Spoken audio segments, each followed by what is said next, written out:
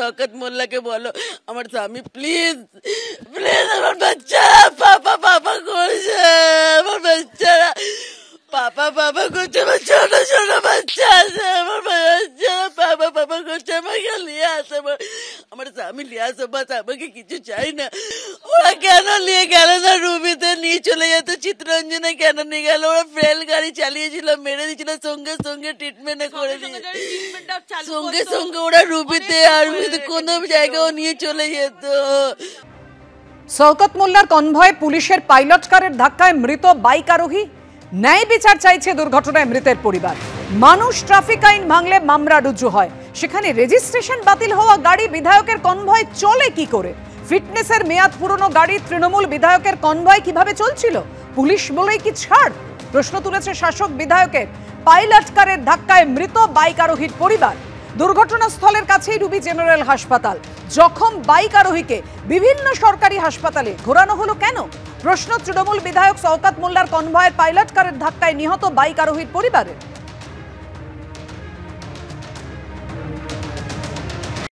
ক্যানিং পূর্বের বিধায়ক শওকত মোল্লার কনভয়ের পাইলট কারের ধাক্কায় মৃত্যু হলো ব্রাইট স্ট্রিটের এক বাসিন্দা মোহাম্মদ তাজউদ্দিনের। গোটা পরিবার তারা কিন্তু রীতিমতো কান্নায় ভেঙে পড়েছেন। মোহাম্মদ তাজউদ্দিনের স্ত্রী তিনি রীতিমতো কান্নায় ভেঙে পড়েছে। এই যে গোটা ঘটনাটা ঘটে গেল, মোহাম্মদ তাজউদ্দিনকে হারাতে হলো, মানে এই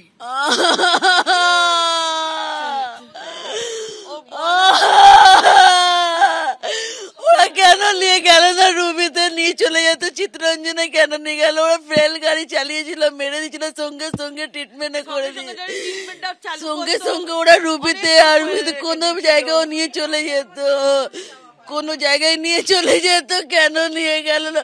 ওরা চিত্তরঞ্জন আর পিজি কেন ঘুরছিল? চিত্তরঞ্জন আবার রিফার করে দিল পিজিতে। এত দূর কেন নিয়ে এলো? ওরা কাছাকাছি রুবিতে নিয়ে চলে যেত, অমৃতে নিয়ে চলে যেত।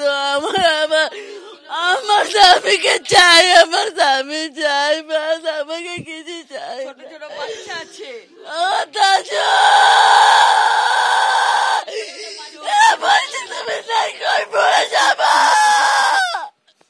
শওকত মোল্লাকে বলো আমার স্বামী প্লিজ প্লিজ আমার বাচ্চারা পাপা পাপা করছে, আমার বাচ্চারা পাপা পাপা করছে, আমার ছোট ছোট বাচ্চা আছে, আমার বাচ্চারা পাপা পাপা করছে, আমাকে নিয়ে আসে, আমার স্বামী নিয়ে আসো, বাস আমাকে কিছু চাই না, প্লিজ আমার স্বামীকে ফিরিয়ে দিয়ে দাও, আমাকে কিছু চাই না। পাবলিকের যদি গাড়ি হতো 15 বছর আগে বিদায় দিত। ওদের সরকারি চাকরি করে বলে ওদের গাড়ির অনেক দাম, ওদের জীবনের অনেক মূল্য। আমরা গরিব বলে আমাদের কোনো জীবনের মূল্য নেই ওদের কাছে।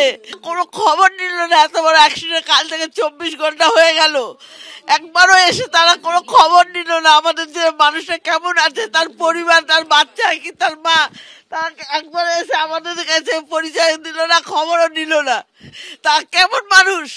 আমরা এই বিচারটা চাই, আমরা কিছু চাই না, আমাদের বিচার চাই, আমাদের লোকের বিচার চাই, বিচার চাই। এতে যাই ও যায়, আমরা শওকত মোল্লাকে ছাড়বো না, এর আমরা বিচার চাইবো শওকত মোল্লার কাছ থেকে। কোন রকমের শওকত মোল্লা বা কলকাতা পুলিশ আপনাদের সাথে কোন রকম ভাবে না, কোন রকম যোগাযোগ করিনি। আর 24 ঘন্টা হতে চললো।